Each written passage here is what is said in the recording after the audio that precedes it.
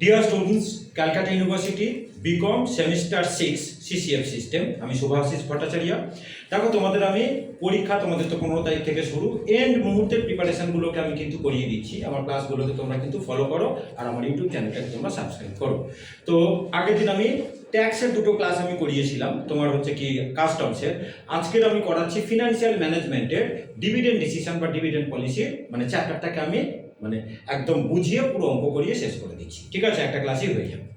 তো dividend decision, হ্যাঁ, যেটা ব্যাপার আর কি, ডিভিডেন্ড ডিসিশন হলো কোম্পানির কাছে কিন্তু একটা খুব মানে ইম্পর্টেন্ট জিনিস, যে কোম্পানি যে প্রফিটটা আর্ন করে সেটা আইদার, দেখো, কোম্পানি যে প্রফিটটা আর্ন করে সেটা কিন্তু শেয়ার হোল্ডারদের প্রাপ্য, সেটা কিন্তু শেয়ার হোল্ডারদের মধ্যে ডিস্ট্রিবিউট করে দেওয়া উচিত কোম্পানির। আমরা তো জানি যে profit available to equity share holder, তাকে আমরা নাম্বার অফ ইকুইটি শেয়ার দিয়ে ডিভাইড করলে আমরা ইপিএস পাই। তো আমরা সবাই জানি net profit available to equity share holder divided by number of equity share is equal to EPS. আচ্ছা, তো কোম্পানি যে প্রফিট যেটা আর্ন করে সেটা কিন্তু শেয়ার হোল্ডারদের প্রাপ্য, সেটা কিন্তু শেয়ার হোল্ডারদের দিয়ে দিতে হয়।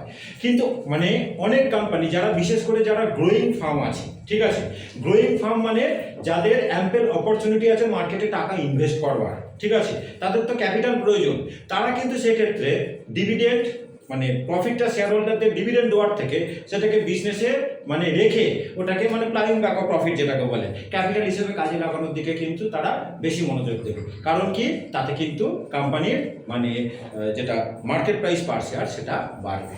তো মানে এইখানে অ্যাকচুয়াল আমাদের জিনিসটা কি, মানে ডিভিডেন্ড পলিসিতে আমাদের কি দেখতে লাগবে, যে whether dividend decision can affect the market price of the share or not.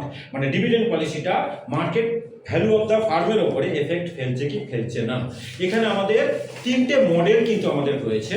Number 1 হলো ওয়াল্টার্স মডেল, নাম্বার 2 হলো গর্ডনস মডেল, নাম্বার 3 হলো মডিগ্লিয়ানি মিলার মডেল বা এমএম মডেল। যেখানে ওয়াল্টার এবং গর্ডন বলে যে dividend policy market value of the ফার্মের ওপরে এফেক্ট ফেলে, whereas মডিগ্লিয়ানি মিলার বলে dividend policy market value of the ফার্মের ওপরে কোনো এফেক্ট ফেলে না। এগুলো কিন্তু আমাদের সব প্রুভ করতে হয়, ঠিক আছে। এর আগে বলি, তাহলে তিনটে মডেলের কথা আমি বলে দিলাম, ওয়াল্টার মডেল, গর্ডনস মডেল আর তোমার হচ্ছে কি এমএম মডেল। তো ওয়াল্টার আর গর্ডন দুজনেই বলে যে dividend policy effect the market value of the farm, whereas তোমার মডিগ্লিয়ানি মিলার বলে dividend policy does not effect the market value of the farm. এইবারে এখানে আমরা যে ফার্মগুলোর কথা বলছি, ফার্মগুলো আমাদের তিন রকমের ফার্ম হয়। একটা হলো গ্রোয়িং ফার্ম, একটা হলো ডিক্লাইনিং ফার্ম, আর একটা হলো তোমার নর্মাল ফার্ম। গ্রোয়িং ফার্ম মানে কি বলে দিলাম, যাদের অ্যাম্পেল অপরচুনিটি রয়েছে মার্কেটে টাকা ইনভেস্ট করবার, ঠিক আছে। ডিক্লাইনিং ফার্ম মানে কি, তাদের মার্কেটে টাকা ইনভেস্ট করার কোনো জায়গা নেই। তারা কিন্তু সবসময় কি চায়, যে শেয়ার হোল্ডারদের বেশি করে ডিভিডেন্ড দিতে চায়, কারণ এদের মার্কেটে টাকা ইনভেস্ট করার জায়গা নেই, ঠিক আছে, ইনভেস্টমেন্ট অপরচুনিটি এদের কিন্তু নেই। তো ওরা তাহলে কি করবে, শেয়ার হোল্ডারদের তখন খুশি করবে, তাতেই দেখা যাবে যে মার্কেট ভ্যালু অফ দ্য ফার্মটা তখন হাই হবে। আর নর্মাল ফার্ম, সে ডিভিডেন্ড দিক বা মানে নাই দিক, তাদের market value of the farm সবসময় কিন্তু একই থাকে, ঠিক আছে। তাহলে ছোট্ট করে ডিভিডেন্ড পলিসির ওপরে মানে যেটা বলবার সেটা আমি বুঝিয়ে দিলাম। এবার আমি অঙ্কেতে আসি। প্রথমে বলি আমি Walter's model. Walter's model, Walter's model.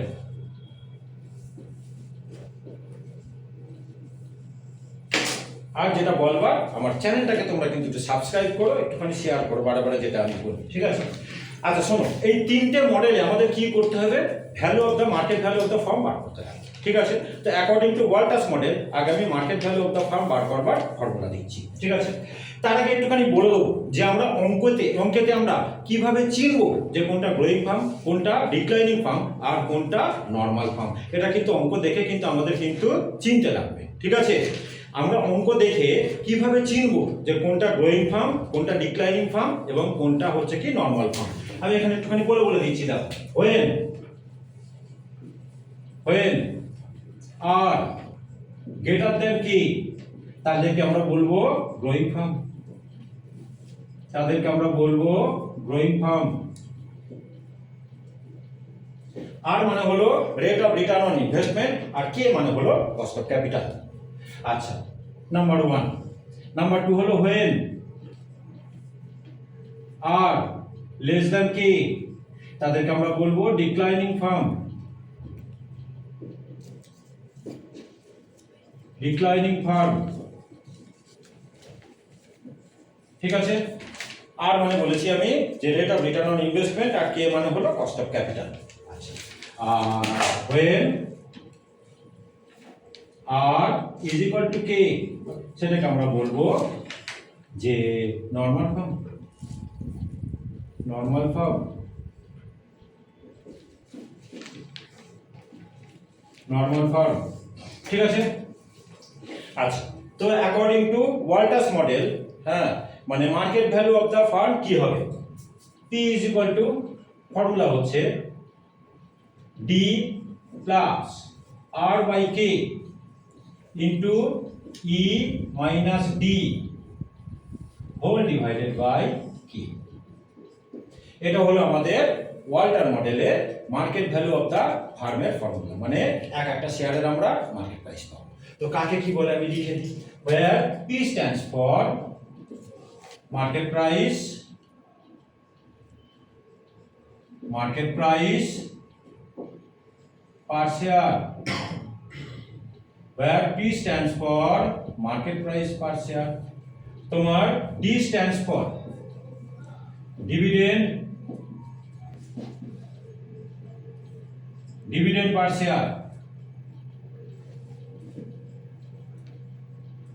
D stands for dividend per share, R মানে হলো rate of return on investment, rate of return on investment,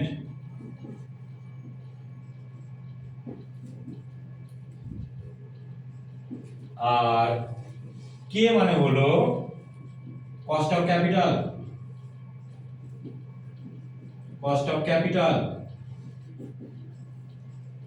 R E মানে হলো earning per share, earning per share,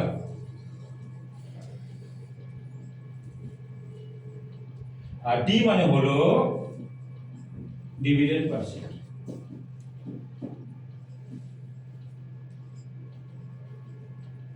dividend পার share.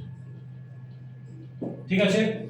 আচ্ছা, এবারে একটা জিনিস, হ্যাঁ, কিন্তু আমি বলে দেবো যে আর্নিং, যেটা আর্নিংটা কিন্তু দুটো পার্টে কিন্তু ভাগ হয়ে যায়, মানে আমরা লিখি যে ই ইজ ইকুয়াল টু তোমার D plus B, where D stands for dividend payout ratio, আর মানে B stands for retention ratio। ঠিক আছে, তাহলে E is equal to D plus হচ্ছে কি B, D মানে আমরা বলি ডিভিডেন্ড পেআউট রেশিও, আর B মানে হলো রিটেনশন। লিখে দিচ্ছি আমি এখানে যে D মানে হলো dividend payout ratio, dividend payout ratio, আর B মানে হচ্ছে রিটেনশন রেশিও, রিটেনশন রেশিও। ঠিক আছে, ডি মানে হলো dividend payout ratio, retention ratio, মানে যেটা আর্ন করছে তার একটা পোরশন ডিভিডেন্ড দেওয়া হয়, আর একটা পোরশন, হ্যাঁ, মানে বিজনেসে রেখে দেওয়া হয়। তার মানে ডিভিডেন্ড পেআউট রেশিও যদি 70% হয়, চোখ বুঝি আমরা বলবো যে রিটেনশন রেশিও কিন্তু 30%, হ্যাঁ, বা রিটেনশন রেশিও যদি তোমার 20% হয়, চোখ বুঝি আমরা বলবো ডিভিডেন্ড পেআউট রেশিও কিন্তু 80%। ঠিক আছে, তাহলে ওয়ালটারে আমি একটা অঙ্ক করাবো, তোমরা এগুলো তুলে নাও। ওয়ালটারে আমি একটা অঙ্ক করাই, দেখো। এবারে যারা অনার্সের স্টুডেন্ট আছো তাদেরকে বলে দিচ্ছি, নর্মাল শুধুই ভ্যালু অফ দ্য ফার্ম না বলে কিন্তু একটু ঘুরিয়ে ফিরিয়ে কিন্তু অঙ্ক দেয়, সেই অঙ্কগুলো কিন্তু আমাদের করে যেতে হবে। আচ্ছা, তো একটা অঙ্ক আমি পড়ছি, কি বলেছে? বলেছে যে ক্যালকুলেট, তোমরা লেখা ছাড়ো, আগে অঙ্ক শোনো। Calculate the prevailing market price of A share. ঠিক আছে, ক্যালকুলেট, আচ্ছা, calculate the prevailing market price of a share using Walters model from the following information। আমাদের rate of return on investment বলে দেওয়া আছে 10%, আমাদের ক্যাপিটালাইজেশন রেট বলে দেওয়া আছে 8%, আমাদের আর্নিং পার শেয়ার বলে দেওয়া আছে ₹5, ডিভিডেন্ড পার শেয়ার বলে দেওয়া আছে ₹4। তাহলে আমাদের তো ফর্মুলা তো এখানেই বলেই দেওয়া আছে। হ্যাঁ, যখন আমি এই ইউটিউব চ্যানেল আপলোড করবো প্রবলেমটাকে তোমাদের আমি দিয়ে দেবো, চিন্তা নেই, প্রবলেম তোমরা দেখতে পাবে, মানে ডেসক্রিপশনে গেলে লিঙ্ক পাবে, সেখান থেকে তোমরা এই প্রবলেমটাকে কিন্তু দেখতে পেয়ে যাবে। ঠিক আছে, তাহলে কি কি দেওয়া আছে অঙ্কেতে আমরা আগে লিখছি। দেখো আমাদের দেওয়া আছে, দেখো যে আর আমাদের আর বলে দেওয়া আছে, দেখো 10%। ঠিক আছে, আর তোমার কে ক্যাপিটালাইজেশন রেট মানে কে বলে দেওয়া আছে আমাদের 8%, আর আমাদের ই বলে দেওয়া আছে ₹5, আর আমাদের ডি আমাদের বলে দেওয়া আছে ₹4, ডি বলে দেওয়া আছে ₹4। তাহলে আমাদের পিটাকে বার করতে লাগবে। ঠিক আছে, খুবই সহজ, তাহলে আমরা করি। তাহলে P is equal